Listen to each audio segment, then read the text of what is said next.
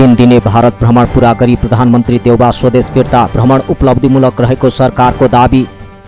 प्रधानमन्त्री शेरबहादुर देउबा 3 दिने भ्रमण पूरा गरी आइतबार साँझ स्वदेश फर्केका छन्। स्वदेश फर्किएपछि त्रिभुवन अन्तर्राष्ट्रिय विमानस्थलमा आयोजित पत्रकार सम्मेलनमा परराष्ट्र मन्त्रालयले प्रधानमन्त्रीको भारत भ्रमण उपलब्धिमूलक भएको जनाएको छ। प्रधानमन्त्री देउबाले पनि भ्रमणमा सीमा विवाद लगायतका महत्त्वपूर्ण विषय उठाएको जानकारी दिएका छन्। भ्रमणको अन्तिम दिन प्रधानमन्त्री शेरबहादुर देउबा हिन्दूहरूको प्रमुख तीर्थस्थल बनारसको तीर्थयात्रा गरेका थिए। सो क्रममा उनले वाराणसी स्थित काशी विश्वनाथ मन्दिरमा पूजा अर्चना गर्नुको साथै वृद्धाश्रमको शिलान्यास पनि गरेका छन्। बनारस पुग्दा उनलाई लाल बहादुर शास्त्री विमानस्थलमा उत्तर प्रदेशका मुख्यमन्त्री योगी आदित्यनाथले स्वागत गरेका थिए।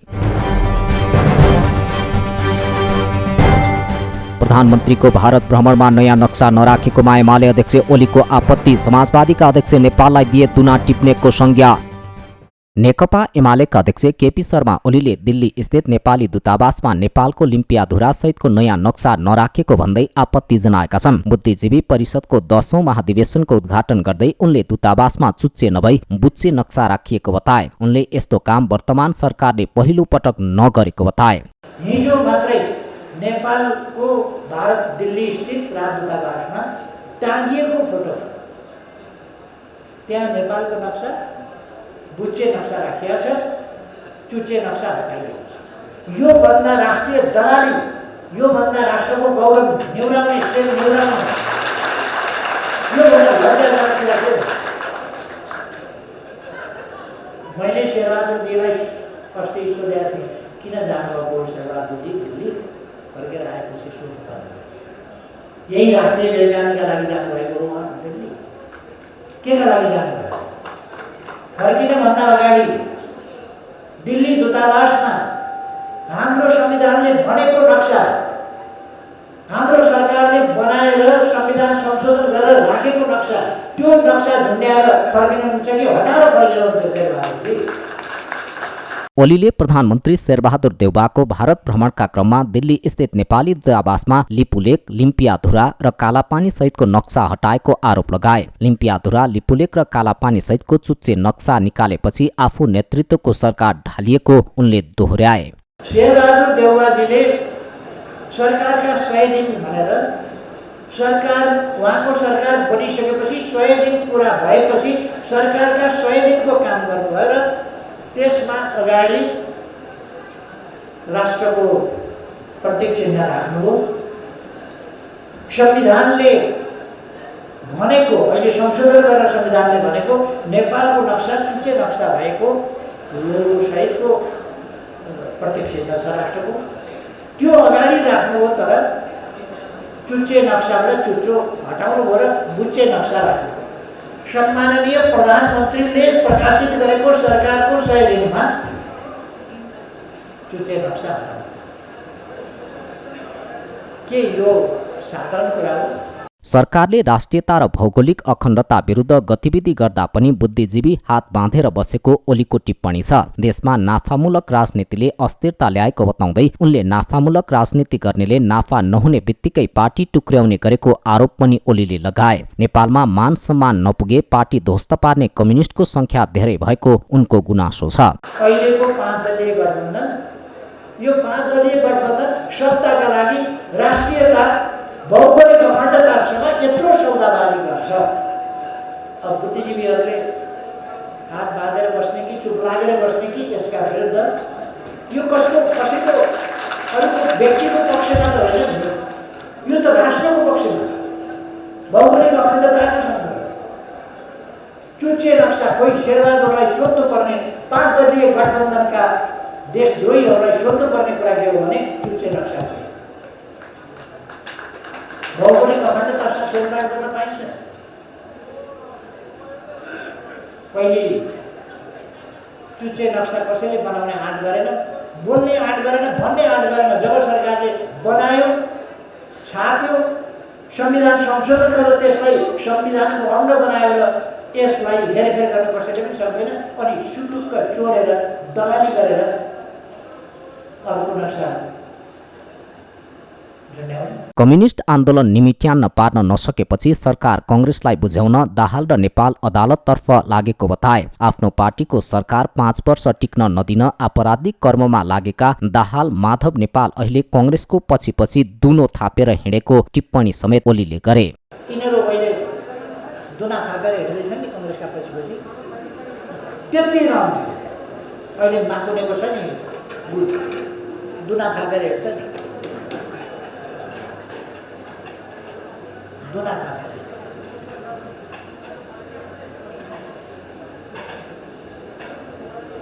यिनीहरू आफ्नै सरकार, दुईटा मन्त्रीमा बार्गेन गर्ने, सबै सरकार आफ्नो थियो।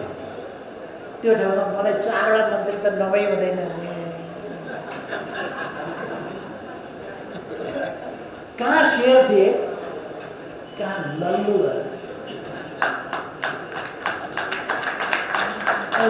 4वटा मन्त्री नभई हुँदैन भने 25वटा मन्त्री थिए।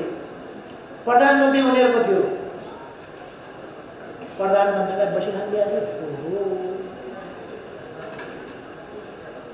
प्रधानमन्त्री त भनिसाध्यै छ। अध्यक्ष ओलीले 5 दलीय गठबन्धनलाई अपराधको संज्ञा दिँदै उनले कम्युनिस्ट आन्दोलन सिद्ध्याउन हिँडेकाहरूले अपराधको सजाय पाउने समेत बताए। गठबन्धनको सहमतिले विरोधीको निन्द्रा हराएको एकीकृत समाजवादीका अध्यक्ष नेपालको दाबी। राजनीतिलाई सही बाटोमा ल्याउन आफू लागि परेको जिकिर। नेकपा एकीकृत समाजवादीका अध्यक्ष माधव कुमार नेपालले गठबन्धन चुनावसम्म जाने भएपछि एमाले अध्यक्ष निन्द्रामै बरबराउन थालिसकेको टिप्पणी गरेका छन्। धनगढीमा आयोजित पत्रकार सम्मेलनमा बोल्दै अध्यक्ष नेपालले ओली सबै ढङ्गले प्रतिगमनतिर लागिरहेको बताए। एमाले अध्यक्ष ओलीलाई संकेत गर्दै उनले केही मान्छेहरू दिमाग खुस्केको जस्तो दिनदिनै जे मनमा लाग्यो त्यही बोलेको बताए। आफूहरूले मुलुकको राजनीतिलाई ठिक ट्र्याकमा ल्याएर संविधानको रक्षा गर्नेतिर लागेको दाबी गरे। वामपन्थी र लोकतान्त्रिक शक्ति मिलेर चुनावसम्म जाने सहमति सकारात्मक भएको उनको भनाइ छ। उनले ओलीले आफूलाई फोन गरेर एकताको प्रस्ताव गरेको कुरामा कुनै सत्यता नभएको समेत स्पष्ट पारे। न्याय प्रणालीलाई सर्वसुलभ बनाउन अध्ययन समितिको सुझाव। अदालतको कार्यबोझ घटाउने गरी कानून संशोधन गर्ने कानून मन्त्री बडुको प्रतिबद्धता। कानून न्याय तथा संसदीय मामिला मन्त्रालयद्वारा गठित अध्ययन समितिले नेपालको न्याय प्रणालीलाई छिटो छरितो मितव्ययी र सर्वसुलभ बनाउन अदालतको कार्यबोझ घटाउने गरी कानूनमा संशोधन गर्ने प्रस्ताव अघि सारेको छ। कानून न्याय तथा संसदीय मामिला मन्त्री दिलेन्द्र प्रसाद बडुले अदालतमा रहेको त्यो कार्यबोझ घटाउन कानूनमा गर्नुपर्ने आवश्यक सुधारको मस्यौदा तयार गर्न अध्ययन समिति गठन गरेका थिए। समितिले अदालतको कार्यबोझ घटाउने उपाय र त्यसका लागि गर्नुपर्ने प्रयास सहितको प्रतिवेदन मन्त्री बडु समक्ष बुझाएको हो। कार्यबोझ घटाउने नाममा केही मुद्दाहरूमा पुनरावेदन नै गर्न अंकुश लगाउने खालका सुझाव पनि अध्ययन समितिले दिएको छ। सर्वोच्च अदालत आफै पनि स्वीकार गर्छ कि सर्वोच्च अदालतमा मुद्दाको चाप अत्यन्त बढी छ र यो संख्या 21 जना मात्रै छ संविधानले गरेको व्यवस्था न्यायाधीशहरूको, र मुद्दाको चाप यति धेरै छ कि चाहँदा पनि हामी सकिरहेका छैनौँ भन्ने कुरा त्यहाँ उहाँहरूले उल्लेख गर्नुभएको छ। एउटा कुरा। दोस्रो कुरा, अदालतभित्र भ्रष्टाचार छ, बिचौलियापन छ, यिनीहरूको जगजगी छ, उहाँहरूले स्वीकार गर्नुभएको छ। त्यही प्रतिवेदनले स्वीकार गरेका छ। त्यसो भए यो मुद्दाको छिटो छरितो हुने उपाय के गर्ने त? हामीले त्यसैलाई टिपेर पनि हामीले भन्यौँ कहाँ कहाँ मुद्दा माने ऐनमा संशोधन गर्छौँ गरौँ। अन्यथा हेर्नुहोस्, तपाईँहरूलाई थाहा छ, एउटा कर्मचारी पेन्सनमा उसलाई समस्या भयो, अन्याय भयो, पेन्सन मैले कम पाएँ, कार्य सम्पादनमा साह्रै अन्याय भयो, सोझै अन्याय भयो भनेर रिट हाल्न जान्छ अदालतमा। तर त्यो मुद्दाको फैसला हुने कहिले हो थाहै छैन, ऊ रिटायर भइसक्यो। मन्त्री बडुले आइतबार समितिको प्रतिवेदन बुझ्दै अदालतबाट छिटो छरितो न्याय पाउने वातावरण बनाउनका लागि कानूनहरूमा आवश्यक संशोधन गर्नुपर्ने देखिएको बताए। यहाँ मुद्दाहरू जसरी अहिले विचाराधीन भइरहेका छ र फेरि सबै मुद्दाहरू सर्वोच्चमा पुग्ने एउटा प्रवृत्ति देखियो। जुन मुद्दा जिल्ला अदालतमा जान सक्छ त्यहाँ नगइकन सर्वोच्चमा आउने ज्यादा प्रवृत्ति देखियो। मुद्दाको यो अवस्था रहेछ र त्यसै गरी उच्च अदालतमा अन्तिम फैसला हुन सक्ने पनि केही अधिकारहरू दिएको रहेछ, तर त्यसको पनि उपयोग नभएर ती मुद्दा पनि फेरि यहीँ आउने रहेछन्। प्रशासकीय अदालतमा कर्मचारीहरूका मुद्दाहरू प्रशासकीय अदालतमा टुङ्गिदिया भए वर्ष कुर्ने अवस्थामा सर्वोच्चमा धाएर कुर्नु पर्दैन थियो होला नि। त यी यतातिर र यसलाई अझ थप अधिकार दिने हो भने धेरैजसो मुद्दाहरू जिल्ला अदालत र उच्चमा आउँछ, पुनरावेदन एक तहमाथि आउँछ र त्यही टुङ्गिन्छ, अन्तिम फैसला हुन्छ, सर्वोच्चमा आइरहनु पर्दैन। त्यसरी हामीले संशोधन गरिदिएका छौँ। अदालतमा मुद्दाको चाप बढी हुँदा न्यायालयबाट समयमा न्याय पाउने अवस्था नरहेको मन्त्रालयको निष्कर्ष छ। अध्ययन समितिले मूलत सर्वोच्च अदालतमा मुद्दाको बोझ घटाउन राजस्व, रिट निवेदन र पुनरावेदन सम्बन्धी वर्तमान कानुनहरूमा संशोधन गर्न सिफारिस गरेको छ। हाल वार्षिक रूपमा सर्वोच्च अदालतमा प्रति इजलास 3347, उच्च अदालतमा प्रति इजलास 706 र जिल्ला अदालतमा प्रति इजलास 743 वटा मुद्दाको कार्यबोध छ। मन्त्रालयले सर्वोच्च अदालतमा सबैभन्दा धेरै मुद्दा रहेको त्यस्तो मुद्दाको संख्या घटाउन मुद्दा दर्तामै रोक लगाउने गरी कानुन संशोधनको प्रस्ताव अघि सारेको हो। सञ्चार तथा सूचना प्रविधि मन्त्री ज्ञानेन्द्र बहादुर कार्कीले देशले भोग्दै आएको प्रविधिको रूपान्तरण र आर्थिक समस्याबारे सरकार जानकार रहेको बताएका छन्। मन्त्री कार्कीले प्रविधिको विकास, रूपान्तरण र मल्टिमिडियाको आवश्यकता अनुसार अझै परिमार्जित ढङ्गले अगाडि बढ्न रेडियो नेपाललाई आग्रह समेत गरे। रेडियो नेपालको 72औं वार्षिक उत्सवको अवसर पारेर आइतबार सिंहदरबारमा आयोजित एक समारोहमा उनले देशको सबै भूभागमा रेडियो नेपालको पहुँच पुर्याउन जरुरी रहेको बताए। सुदूर गाउँको समस्या र सम्भावनालाई उजागर गर्ने गरी रेडियो नेपालले अझ निष्पक्ष, तथ्यपूर्ण, विश्वसनीय र भरपर्दो समाचार र सूचना प्रवाह गर्नुपर्ने पनि मन्त्री कार्कीको भनाइ छ। उनले रेडियो नेपाललाई बदलिँदो परिवेश र त्यसले निम्त्याएको प्रतिस्पर्धामा खरो ढङ्गले उत्रन पनि आग्रह गरे। मन्त्री कार्कीले राष्ट्रिय प्रसारण संस्था हुनुको नाताले रेडियो नेपालले राष्ट्रिय दायित्वलाई समेत हेरेर काम गर्नुपर्ने स्पष्ट पारे। देशको 100% भूभागमा रेडियो नेपाल सुनाउन रेडियो नेपालले थप प्रसारण सेवा विस्तार गर्ने कार्यमा लाग्नुपर्ने आवश्यकता छ। वर्तमान अवस्थाको प्रतिस्पर्धी युगमा रेडियो नेपालले समय सुहाउँदो नवीनतम प्रविधिहरूको उपयोग गर्दै अझ निष्पक्ष, तथ्यपूर्ण, विश्वसनीय र भरपर्दो समाचार सूचना प्रवाह गर्नुपर्दछ। राष्ट्रिय दायित्व बोध गर्दै, देशको बहुलतालाई सम्मान गर्दै र सुदूर गाउँ र बस्तीका समस्या र सम्भावनालाई सम्बोधन गर्न जरुरी छ। राष्ट्रिय प्रसारण संस्था र नेपाली माटोको आवाज हुनुको मूल मूल्य अझै माथि उठाउनु छ। बदलिँदो समय, प्रतिस्पर्धा र यसले निर्वाह गरेको राष्ट्रिय दायित्व समेतलाई हेरेर यसको आन्तरिक जीवनलाई अझ बलियो बनाउनु छ। मन्त्री कार्कीले राष्ट्रको धरोहरका रूपमा रहेको रेडियो नेपाललाई थप उचाइमा लैजान सरकार लागि परेको उल्लेख गर्दै त्यसमा रेडियो नेपालमा आबद्ध सबै सञ्चारकर्मी, प्राविधिक र व्यवस्थापकहरूले पनि उत्तिकै महत्त्वपूर्ण भूमिका निर्वाह गर्ने विश्वास समेत व्यक्त गरे। सरकारद्वारा लामो दूरीमा चल्ने सार्वजनिक सवारीको भाडा वृद्धि, अन्तरप्रदेश यातायात भाडा 15%ले बढाइयो। लामो दूरीमा चल्ने सार्वजनिक सवारीको भाडा दर बढेको छ। सरकारले अन्तरप्रदेश सार्वजनिक सवारीको भाडा 15% बढाएको हो। त्यस्तै मालवाहक सवारीमा पनि भाडा दर बढेको छ। सरकारले पहाडमा मालवाहक 13 तथा तराईमा 15% का दरले भाडा बढाएको हो। भौतिक पूर्वाधार तथा यातायात मन्त्रालयको मन्त्री स्तरीय निर्णय अनुसार यात्रुवाहक सवारीको भाडा 10% बढेको यातायात व्यवस्था विभागले जनाएको छ। पेट्रोलियम पदार्थमा भइरहेको मूल्य वृद्धिलाई आधार बनाएर लामो दूरीमा चल्ने सवारीको भाडा बढाउने निर्णय भएको हो। संघ सरकारले भाडा बढाएपछि प्रदेश सरकारहरूले पनि मध्यम र छोटो दूरीका सवारीको भाडा बढाउनेछन्। अब गाडीका पार्ट पूर्जा सहित अन्य पक्षको मूल्य वृद्धिको हरेक वर्ष चैतमा पुनरावलोकन गरेर भाडा समायोजन हुनेछ। सवारीको वैज्ञानिक भाडा समायोजन गर्ने व्यवस्था अनुसार अहिलेसम्म पेट्रोलमा 5 रुपियाँ मूल्य घटबढ भएपछि भाडा समायोजन गर्नुपर्ने व्यवस्था थियो। तर सो व्यवस्था प्रभावकारी नभएपछि विभागले 5% मूल्य घटबढ भए मात्र समायोजन गर्ने व्यवस्था गरिएको हो।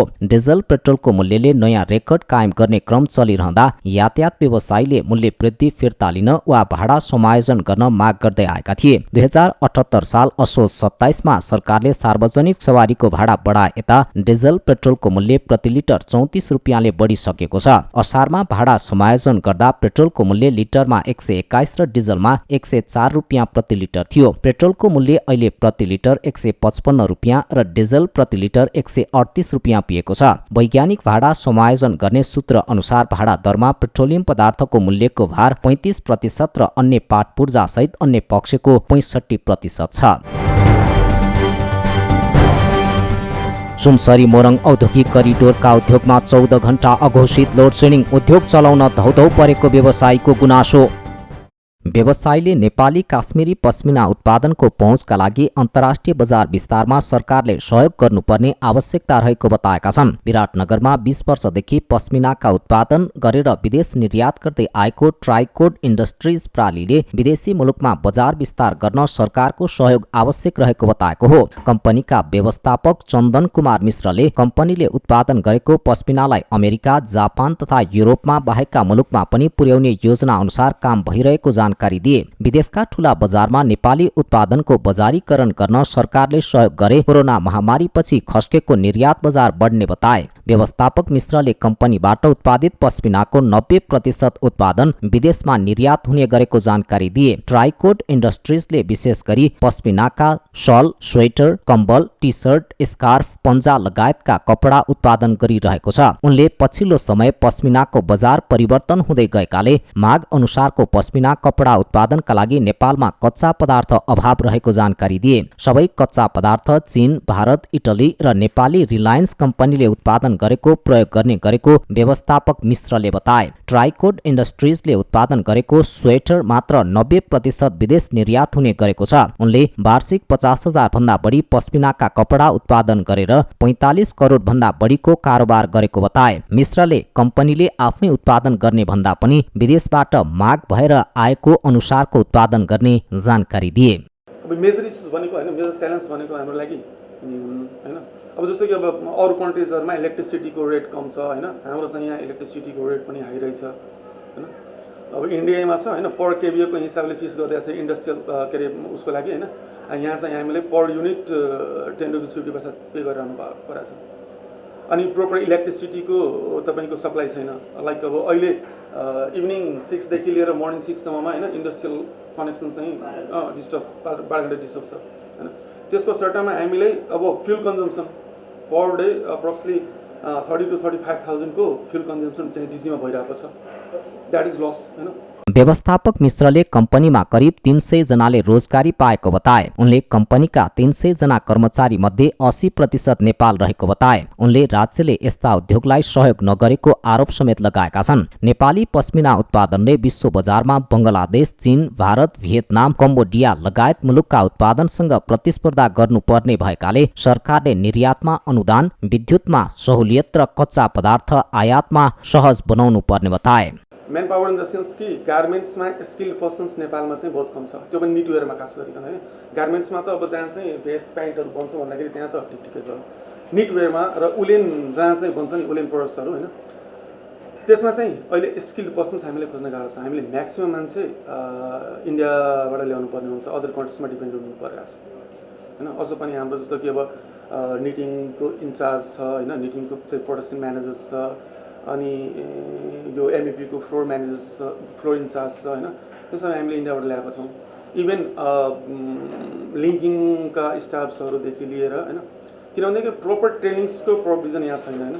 नेपाल गभर्मेन्ट्सबाट पनि त्यस्तो प्रोपर एउटा निटवेयर्सको लागि ट्रेनिङ प्रोभाइड गरेर एउटा स्किल्ड म्यान पावर जेनेरेट गर्ने भन्ने उ छैन हैन। नेपालले पश्मिना निर्यातमा 2 देखि 3% नगद अनुदान दिने भनेको छ। तर नगद अनुदान लिने झन्झटिलो प्रक्रियाले उद्योगीलाई प्रोत्साहित नभएर निरुत्साहित गरेको उद्योगीहरूले बताएका छन्। नेपालबाट विदेशमा वार्षिक रूपमा 2 देखि 3 अर्बको पश्मिना निर्यात हुने गरेको भन्सार विभागको तथ्याङ्कले देखाएको छ। अघिल्लो आर्थिक वर्ष 2075-76 मा करिब 3 अर्बको पश्मिना निर्यात भएको थियो। त्यस्तै गत आर्थिक वर्ष 2077-78 मा 2 अर्ब 70 करोड को पश्मिना निर्यात भएको थियो। काश्मिरी पश्मिना कपडाको मूल्य न्यूनतम 5,000 देखि 12,000 सम्ममा बिक्री वितरण हुँदै आएको छ। बाँकेको जानकी गाउँपालिकाको पशु हाट बजारमा गोरु पाइन छोडेको छ। हाट बजारमा छिमेकी जिल्ला बर्दिया, सुर्खेत, दाङ, कैलाली र काठमाडौँबाट समेत व्यापारीहरू पशु किनमेल गर्नका लागि आउने गरे पनि पछिल्लो समय राँगा र भैँसी मात्रै बजारमा भेटिन थालेका हुन्। पहिला राँगा, भैँसी र गोरु बराबरको संख्यामा बजारमा देखा परे पनि अहिले 2-3 वर्षको अन्तरमा गोरुको संख्या बजारमा शून्य भएको स्थानीय व्यापारीहरू बताउँछन्। 2045 सालदेखि जानकी गाउँपालिका वडा नम्बर 3 को रमुवापुरमा पशु हाट हाट बजार लाग्दै आएको छ। हाट बजारमा पशु व्यापारी, किसान र होटल व्यापारीहरू राँगा, भैँसी किन्नका लागि जाने गर्दछन्। राँगा र भैँसी पहिलाकै संख्यामा देखा परे पनि गोरु देखा पर्न छोडेको स्थानीय श्री पशु हाट बजार व्यवस्थापन समितिका अध्यक्ष सुदीप कुमार वर्मा बताउँछन्। राँगा र भैँसीको मासु बिक्री गर्न मिल्ने तर गोरुको मासु बिक्री वितरणमा सरकारले नै मान्यता नदिएकाले गोरुको संख्या कम हुँदै गएको उनको भनाइ छ। हाट बजार 2045 सालदेखि लाग्न सुरु गरे पनि 2069 सालमा दर्ता गरेर नयाँ रूपले व्यवस्थापन गरेर सञ्चालन गरेको वर्माले बताए। हरेक हप्ताको शनिबार मेला लाग्ने गर्छ। दर्ता भएको हाम्रो 2059 सालमा हो। पहिला यो गाविसको मार्फतमा मेला लाग्थ्यो। अब पहिला हाम्रो बुवा बाजेहरू लगाउँथ्यो, बुवा बाजे बितिसक्यो, हामीहरू आएको पालोमा थियो। पहिला त धेरै बढिया हुन्थ्यो, पुरा त यो मेलामा छिर्ने ठाउँ हुन्थेन, यस्तो भिड हुन्थ्यो। जबदेखि यो बार्डरमा यता पहिला इन्डियादेखि पनि माल आउँथ्यो धेरै। यो एसएसपीहरू बार्डरमा लागेको थियो नि, बार्डर मैले पर्च लगाइदिएको थिएँ, तबदेखि इन्डियादेखि माल आउनै पाउन्न यहाँ नेपालमा। पशु आउँदै आउन्न यता। अब यता बर्दिया, कैलाली, टिकापुरदेखि अब यता नेपालैमा आउने, नेपालैमा कारोबार गर्ने जाने। हामीहरू सहमति गराउन त्यसमा हामीहरूको मिल्दैन त्यसमा सहमति गराउन। अब किन्ने मान्छे आयो, बेच्ने मान्छे आयो, उनीहरू दुईजनाको कुरा मिल्यो, सहमति भयो। सहमति भएपछि उनीहरू आफ्नो कुरा मिलेपछि आफ्नो हाम्रो यहाँ मेलाको बिल हुन्छ, त्यो बिल अब खरिद बिक्रीको बिल लेखायो, आफ्नो जति दस्तुर हो दस्तुर दिएर आफ्नो जानु। लकडाउनमा केही समय बजार नलागेपछि घाटा लागेको पशु व्यापारी प्रेम नारायण सोनकर बताउँछन्। उनले आफूलाई पशु व्यापार नै मन पर्ने गरेकोले पढाउने पेसा छाडेर पशु व्यवसायमा लागेको बताए। उनले बजारमा अहिले उल्लेख्य मात्रामा भैँसी र राँगाको व्यापार भएको तर गोरुको व्यापार हुन छोडेको बताए। मलाई त लगभग 25 वर्ष 30 वर्ष हुन लाग्यो बजार लाग्दाखेरि मैले कारोबार गरेँ। राँगा भैँसी मेला यस्तै हो। अब त्यही लकडाउनमा 2-4 बजार चाहे लागेन, अरू यस्तै हो लाग्छ, राम्रो बजार लाग्छ। जागिर भन्नाले अब जागिर मलाई राम्रो लागेन। हुन त सुरुमा जागिर गर्न खोज्यो भने मलाई जागिर पनि भेटिएको थियो। म एसएलसी क्लियर गरेको मान्छे हो, जवान। त्यतिखेर मलाई टिचरमा पनि लिन्थेँ मान्छे, तर मलाई राम्रो लागेन। मलाई व्यापारमा उपलब्धि भयो। आज त त्यही हो, 4वटा ल्यायो। धेरै ल्याउन 4वटा, 6वटा, 4वटा, 3वटा, 2वटा प्रत्येक हप्ता। कहिले घाटा पनि हुन सक्छ, कहिले नफा 10-5 हजार यस्तै। त्यस्तै अर्का पशु व्यापारी कुमार यादवले 2050 सालदेखि पशु हाट बजारमा क्रेता र विक्रेता बनिरहेको बताउँछन्। पशु हाट बजारले धेरै सहजता प्रदान गरेको पनि उनले बताए। अनि हामी आफ्नो राँगा बेच्न आए थिए। हाम्रो काम लाग्छ भने यहीँबाट हामी किन्छौँ, यहीँबाट हामी बेच्छौँ। यहाँ त हाम्रो धेरै भयो यो बजार लाग्दा करिब हाम्रो यो हामी त 50-52 सालसँग यो बजार जानेकै छु हैन। बुवा पनि आउनुभएछ, बुवा पनि यहीँ हुनुहुन्छ। बुवालाई सँगै आएको हामी बेचिराखेको छु, यहीँबाट किनिराखेको छु। हाम्रो आवश्यकता पऱ्यो भने यहीँ बेच्छु, यहीँ किन्छु के। बुवाहरू यहीँबाट किन्छन्, यहीँबाट बेच्छन्। बुवाहरूको पनि यही बजार हो र मपुरो। पालामा पनि यो बजार लाग्दै थियो, हाम्रो पालामा पनि लागेकै छ। सेवा त हामी पाएकै छु यहाँबाट। जतिखेर मन लाग्ने किन्न पाएँ, जतिखेर मन लाग्ने बेच्न पाएँ। अहिले भर्खरै म बेचेँ आफ्नो घरको राँगा। अब उता बर्खातिर किन्न मन लाग्यो भने फेरि किन्न सकिन्छ। त्यस्तै स्थानीय पशु व्यापारी आमिर खाँ सोनकरले पहिला सर्लाहीदेखि व्यापारीहरू गोरु किन्न आउने गरेको भए पनि अहिले आउन छोडेको बताए। गोरु किनमेल गर्नका लागि छिमेकी देश भारतबाट आउने गरेका व्यापारीहरू पनि आउन छोडेको उनले बताए। किसानहरूले खेत जोत्नका लागि गोरुलाई प्रयोग गरे पनि मेलामा देखा पर्दैनन्। आवश्यक परेको मानिसहरूले गाउँबाटै गोरु किनमेल गरिरहेको उनको भनाइ छ। गोरु बिक्री हुन छाडेपछि बेच्न ल्याउने मानिसहरूले आसपासमै छोडेर जाने गरेको पनि उनले बताए। पहले तो सरलाही वाले आवत रहे किने काले, तो बहुत मतलब यहाँ से नहीं, इंडिया से कहाँ से ला के बिक्री करत रहे। अब तो नहीं आवत है, कहूँ आवता ही नहीं है। अब वो व्यापारी बंद, गोरू बंद। गोरू जी का आप जोते वाले हैं तो गांव देहात में खोज खाज के ले लेते हैं। जैसे बहुत जने पाले हैं गांव में, तो हमार काम लाग तो हम गाँव घर में खोज खाज ले लिया। मेला लगता ही नहीं है गोरू के, यहाँ गोरू वहीं नहीं देते हैं। गोरू मेला में आवत है, लटर पटर गोरू न चले वाले हैं छोड़ देते हैं, बारी चरत हैं। लगभग तो 1-1.5-2 साल पुगना लगे गोरू नहीं आऊ देते मेले में। ये सब जो छेव जी के जगह जमीन है अब यहाँ छोड़ जाते हैं तो नुकसान करते हैं, तो कहा करते हैं कि यहाँ गोरू मेला मना। एकतिर पशु हाट बजारमा गोरु देखा नपर्नु र अर्कोतिर बजार क्षेत्रमा त्यही गोरु छाडा रूपमा छोडिदिँदा दुर्घटना हुने गरेको व्यापारीहरू बताउँछन्। छाडा गोरुलाई धेरै गाउँपालिका तथा नगरपालिकाहरूले रेखदेख गरिरहे पनि पछिल्लो समय बजारमा गोरु देखिन छोडेको व्यापारीहरू बताइरहन्छन्। र त्रिदेशीय अन्तर्राष्ट्रिय ट्वेन्टी क्रिकेटको उपाधि भिडन्त सोमबार, अपराजित यात्रा कायमै राख्ने नेपालको लक्ष्य। त्रिदेशीय अन्तर्राष्ट्रिय ट्वेन्टी क्रिकेटमा अपराजित रहँदै फाइनल प्रवेश गरेको नेपाली राष्ट्रिय क्रिकेट टोलीले सोमबार पपुवा न्युगिनी विरुद्ध उपाधिका लागि खेल्ने बताएको छ। आइतबार श्रृङ्खलाको ट्रफी सार्वजनिक कार्यक्रममा बोल्दै नेपाली टोलीका कप्तान सन्दीप लामिछानेले फाइनलमा पनि सुखद नतिजालाई निरन्तरता दिँदै उपाधि घरमै राख्ने बताएका हुन्। घरेलु दर्शक माझ खेल्न सहज हुने र आफूले 100% दिएर उपाधिका लागि खेल्ने बताएका हुन्। एकदम मनपर्छ होइन, प्रेसर सिचुएसनमा खेल्नु प्लस अब अडियन्सको अगाडि खेल्नु, किनभने अब हामी बारम्बार भन्दै आइरहेको छौँ कि उहाँहरू चाहिँ हाम्रो लागि एउटा स्ट्रेन्थ जस्तै हुनुहुन्छ, 12th म्यान जस्तै हुनुहुन्छ हाम्रो लागि। सो हामी जहिले पनि we are down, they come and cheer for us. So it's is a blessing for भनौँ Nepal cricket to have such an amazing kind of audience जसले चाहिँ सधैँ हाम्रो लागि चाहिँ त्यहाँ उपस्थित हुनुहुन्छ र हाम्रो लागि चेयर गरिराख्नुहुन्छ। हामी आफ्नो तर्फबाट दिन सक्ने 100% दिन्छौँ र definitely would love to play for the win. Nepal र पिएनजी बीचको फाइनल खेल कीर्तिपुर स्थित त्रिवी क्रिकेट मैदानमा सोमबार दिउँसो 12:30 बजे सुरु हुनेछ।